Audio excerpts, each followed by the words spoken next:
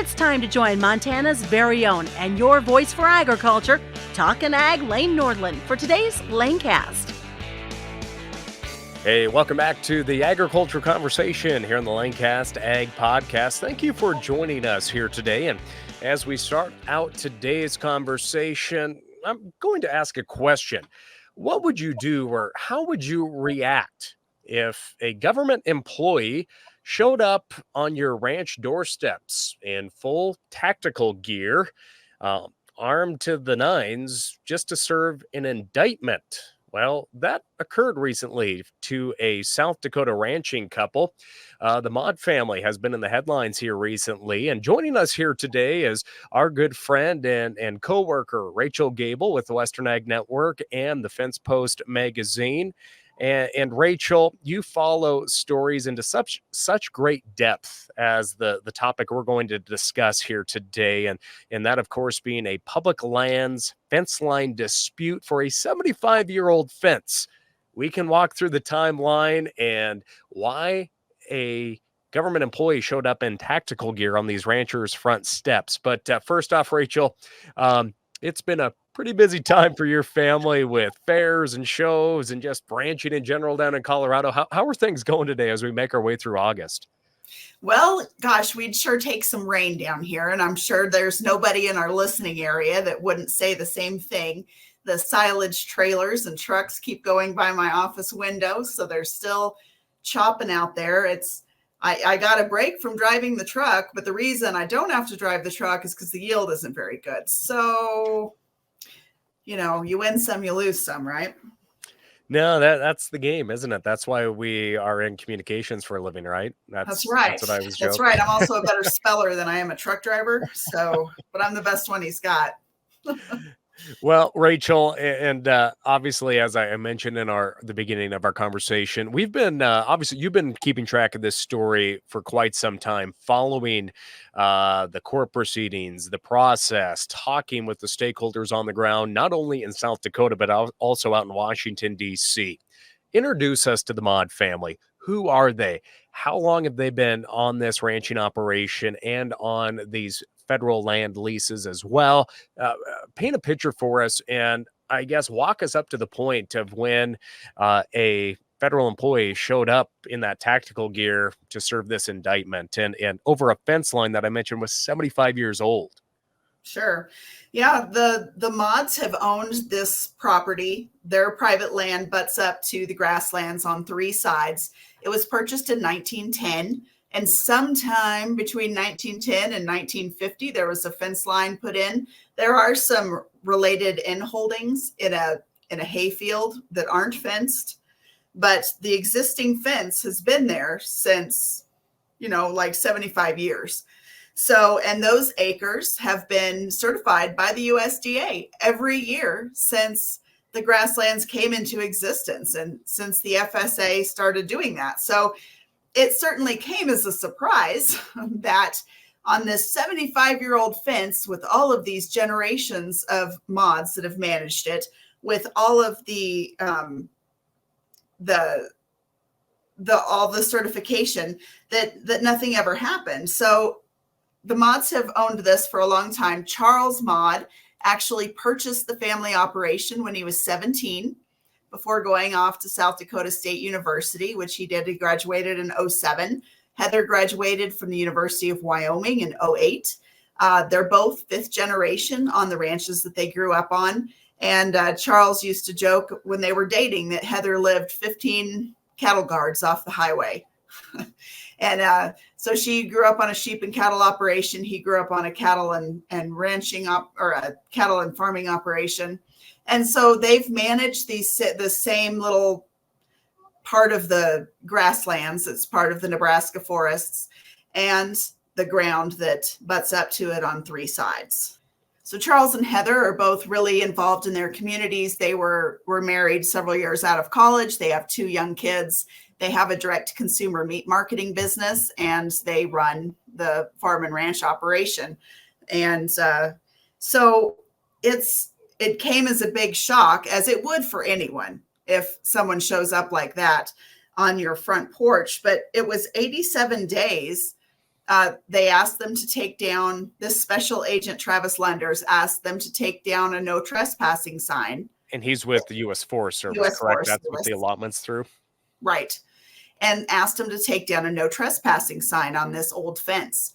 And they complied. And he said that a hunter complained about it, which is fine. To my knowledge, they've never seen that complaint. And so that kind of kicked things off. They met with the ranger, the head ranger, in May. And then they decided, we've got to have a better survey. We need to know a little more about this boundary. It's an old fence. It's right through the Cheyenne River breaks. We're just not exactly sure what's what.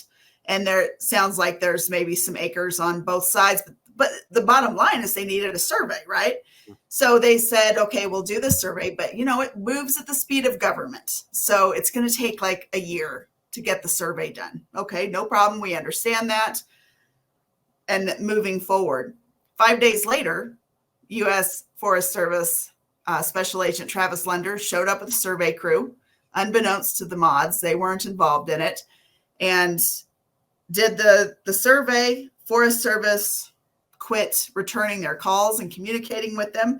And then June 24th, they were threatened with federal prison over this boundary issue that was never questioned for all of those years. And then all of a sudden just blew up. I think one of the scary things on this, and Ethan Lane spoke to it a bit from NCBA, is that this didn't come as a big surprise when they went to some of the oversight guys in DC about it. It didn't take us long to go through the paces of kind of getting to the bottom of what was happening in South Dakota. And that conversation was received in exactly the same kind of anger that we received it when we took it up to Capitol Hill and started talking to folks at the Natural Resources Committee. Chairman Westerman and his staff are acutely aware of this long history of abuse by the Forest Service in this part of the world. We're right here. We are in the right. The law is on our side. And when the law is on your side, and when you are right, and when you have structures in place inside the industry to deal with these kinds of things, use that authority, you use that platform to go through those channels and get justice. And that's the process we're going to go through here. Rachel, as Ethan Lane alluded to, folks in Washington, D.C. are aware of this, and they're not surprised by the actions either here, which is troubling that there are federal agencies out there really that could possibly be threatening or using their position to scare family ranchers that have been partners in these public lands grazing agreements for decades. And I just wanted to read a quote by South Dakota U.S. Senator Mike Rounds, who called the indictments for the theft of government property served by the U.S. Forest Service Special Agent Travis Lenders, that he called that an overzealous prosecution of a ranching family. It just seems to me, like you said, there was no communication there. And obviously the family has their receipts to be able to show or just the line of what they were trying to get accomplished. So I guess in your investigation into this, what is the most surprising thing that you've seen in this pretty outrageous claim that you're going to get indicted when they didn't even know that the survey took place? Yeah, I mean, I think it's troubling for sure, and surprising to me that they never received a copy of the complaint made by the hunter. They've never received that survey that Special Agent Lenders showed up to do. And there's not that communication. If the Forest Service wants to be good neighbors, which is what they say they want to do, then taking an easy shot at an easy target certainly isn't the way to get that done. I just think that it's just bizarre that it blew up so quickly when it should have just taken a very, as Ethan said, a business-like approach. We need to get a survey. We need to go through these steps. And when we look at that, obviously NCBA is standing behind these family ranchers, and as Ethan Lane put it, he knows that the Maude family is right. Here's part of that conversation. And what's happening now is that oversight process is churning. They're digging into this, making sure they have their facts straight, making sure they understand the whole scope of the issue. And we're hopeful that that will bear some fruit here in the next few weeks as far as a larger conversation outside of the dark corners of the U.S. Forest Service, as far as just what the hell they're doing up there and why they think it's appropriate to threaten a husband and wife, a mother and father with federal prison. Now, again, Rachel, this is just a glimpse of your conversation with Ethan Lane, but you also caught up with Caitlin Glover, who's the executive director of the National Public Lands Council out in Washington, D.C. They, of course, represent the cattle and sheep producers who graze on federal land allotments, whether that be U.S. Forest Service or also the Bureau of Land Management allotments out in the countryside. Again, that makes up most of the West, and so many operations rely on having those grazing permits to graze livestock for a short period of time each year. And I think we still need to point out 75 years. That's how old this fence was. And maybe there's record of who put it in. Maybe the Forest Service put it in. Maybe it was a collaboration. I don't know if you have that information, but it's a partnership between ranchers and the federal government to be land stewards, to graze that land, to leave that land better than they found it. So it really puts into question and strains all the work that so many other great federal employees that work hand in hand with family ranchers day in and day out, and vice versa, of keeping land healthy, keeping it productive, and also keeping it in that multi-use category. That's pretty troubling. Oh, absolutely. This undermines just the generational institution of grazing on multipurpose lands all through the West, not just South Dakota. But if you benefit from production agriculture, or you benefit from multiple use lands, which, spoiler alert, that's everyone, then this should be concerning, because this truly undermines all of the cooperation and all of the U.S. Forest Service folks that are doing a great job. And we certainly want people to rally around and support the Maudes, but it's, as Caitlin said, this is more of a cautionary tale than a call to arms. I think it's important to remember that this partnership, or what should be a partnership, does take a little bit of guarded verification. We trust, but we verify. We keep good records. We make sure that the permittees are not only their best advocate, but know the tools and resources that we have for them. Now, Rachel, as you've continued to investigate this very troubling story, I do want to point out that Special Agent Lunders and that survey crew completed the survey, and the Maude family never received that survey either, or a copy of that original complaint. So I guess I'm troubled to hear that as an indictment is being pushed forward. I guess, how can a court look at that, and how is that process going forward now, having the support from your U.S. senators and the National Cattlemen's Beef Association and the Public Lands Council? How are the Maudes feeling, and what are the next steps that they are taking in this legal trip, which of course never is free when you're going up against the U.S. government in court? Well, it's not free, even with the support of the entire ag industry. And this is certainly something that every trade organization can agree upon, that this is outrageous. But because they were indicted separately, they both have to retain legal counsel. So they have separate attorneys, so they can't even discuss the case to one another, much less to the press. And that indictment is still sealed. So I didn't so it's both. So Heather and Charles each have an indictment. Charles were indicted separately.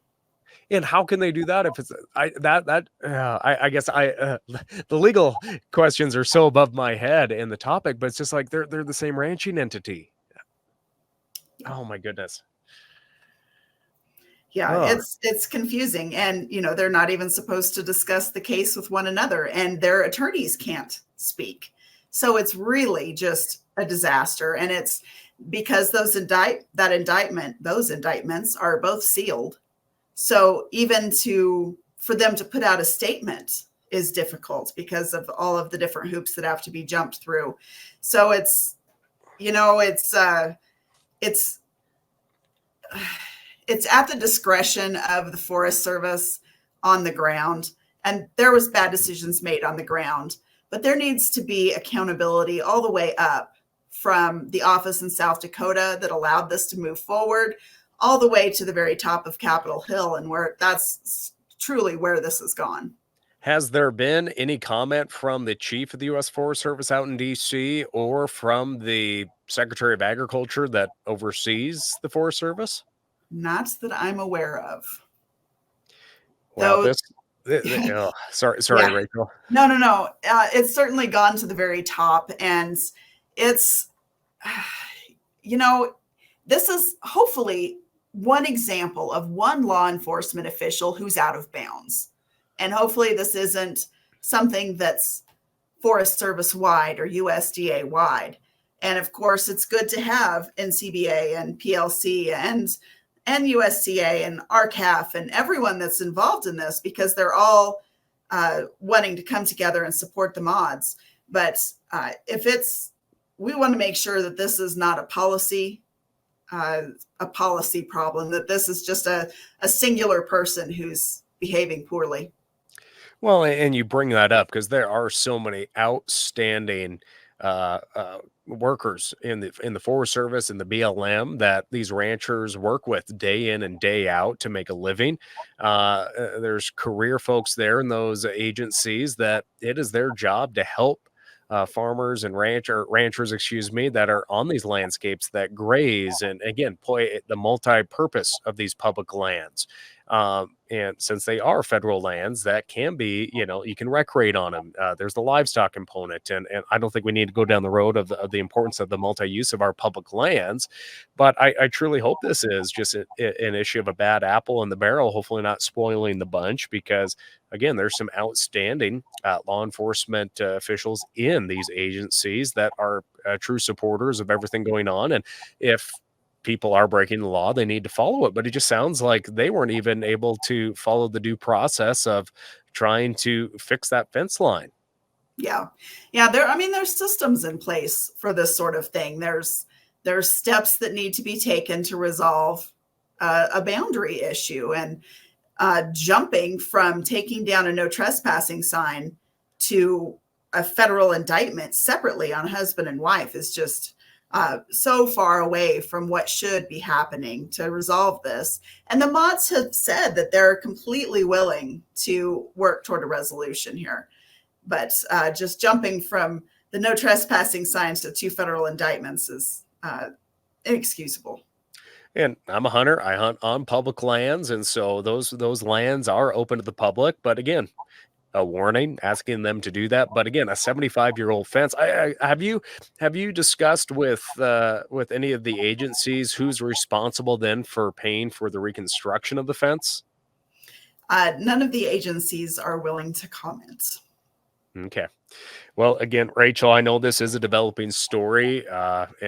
It's being talked about not only at the local stockyards here in Western Ag Network country, or it's also being discussed out in the halls of power out in Washington, D.C., and hopefully being discussed in South Dakota with the more of the elected officials that are at home on the August recess as well, maybe sharing that with their colleagues that are out campaigning right now about maybe some important talks in Congress as well. But Rachel, anything else you want to share on this? As I mentioned, this is a developing story, but I know there's folks that are listening or watching this that are like, you know what? I don't want a U.S. Forest Service or BLM law enforcement official showing up on my porch just because a gate might have got left open or, a weed got stepped on. It is alarming. It is. Now's the perfect time to make sure that your allotments and everything is up to date and in good standing, and just make sure that everything is in order and that you have those records in front of you. And, these Forest Service guys, they're part of our communities, right? In our rural areas, and they're an important part of the whole ranching community. So we were certainly hopeful that this is just one individual behaving badly, and that this is that the charges are just dropped immediately, because that's truly the resolution that needs to come from this. Well, again, Rachel Gabel joining us. She's been tracking this and sharing the information on our Western Ag Network radio programs online, and of course in the Fence Post magazine as well. And Rachel, we look forward to more updates, and you can visit the link in the podcast descriptions as well. Obviously, there's this is not a cheap endeavor, so there are GoFundMe mechanisms to help in these legal expenses, because just what these ranchers need to go through. It's tough enough making a go out of it in the countryside, but having to pay legal bills on top of that. Right. Yeah. And especially 2 separate sets. It's not cheap, especially when the federal government is involved. But luckily, it's gone to the top of Capitol Hill quickly, and it's been heard. So hopefully it'll come to a resolution sooner than later. Well, again, Rachel, thanks for the update, and we'll continue to track it not only here on the LaneCast Ag Podcast, but on the Western Ag Network as well. Thanks for joining us, Rachel. Thank you. With that, friends, thanks for joining us. Make sure and share, subscribe, and listen to LaneCast Ag Podcast. I'm Lane Nordlund. We'll catch you next time. Thank you for tuning in to the LaneCast with Talkin' Ag, Lane Nordlund. Don't forget to subscribe to the LaneCast on your Apple or Android devices. We look forward to joining you next time on the LaneCast.